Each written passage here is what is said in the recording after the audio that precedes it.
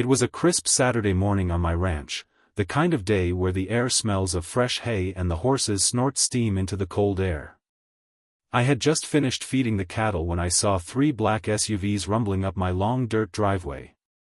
They weren't marked. No lights, no sirens, just dark-tinted windows and the kind of slow, deliberate approach that told me whoever was inside meant business. 4 men jumped out, wearing black tactical vests with police patches slapped on the front. They weren't in any official uniform, but their hands hovered over sidearms. "You the owner of this property?" the tallest one barked. "Yes, I am," I said cautiously. "This ranch is in violation of HOA property codes. We're here to conduct a search." That made me laugh, a bitter, dangerous kind of laugh. "I'm not part of your HOA," I replied. "And even if I was, you'd need a warrant." One of them smirked. "We don't need one." That's when I knew, these guys weren't real cops. While they tried to push past me toward the barn, I pulled my phone from my pocket and hit speed dial. It rang once. "Sheriff's Office, Johnson speaking." "Hey, cousin," I said calmly, keeping my eyes locked on the intruders. "You might want to bring a few deputies to my ranch. Some police officers just tried to force their way in. No warrant. No badges." There was a long pause. "Stay where you are," my cousin said, his voice sharp. "We're on our way. Do not let them leave." I slipped the phone into my pocket, my other hand resting on the shotgun leaning against the fence.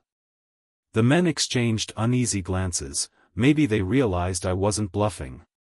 One of them muttered, "This isn't going like it's supposed to." No, it wasn't. It took less than 10 minutes for the rumble of real patrol cars to echo down my driveway. Lights flashing, sirens wailing. The so-called HOA cops froze in place as my cousin, Sheriff Daniel Johnson, stepped out, flanked by 2 deputies. Daniel's presence was like steel wrapped in calm, tall, broad-shouldered, his badge gleaming in the sun. "Drop your weapons and get on the ground," he barked. The fake cops hesitated. One tried to run. Didn't get far. A deputy tackled him into the dirt. Within minutes, all 4 were cuffed and lined up against the SUVs. Their police vests were cheap knockoffs. Their pistols? Airsoft replicas with the orange tips painted over.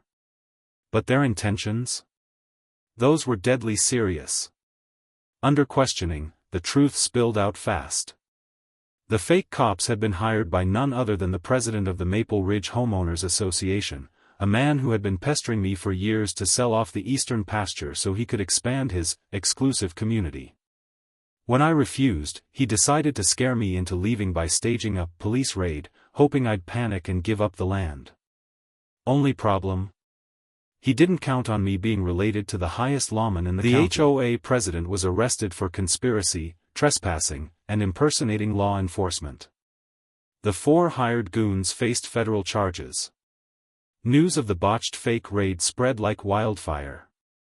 Every local station covered it. The HOA president's mugshot was plastered across TV screens for days.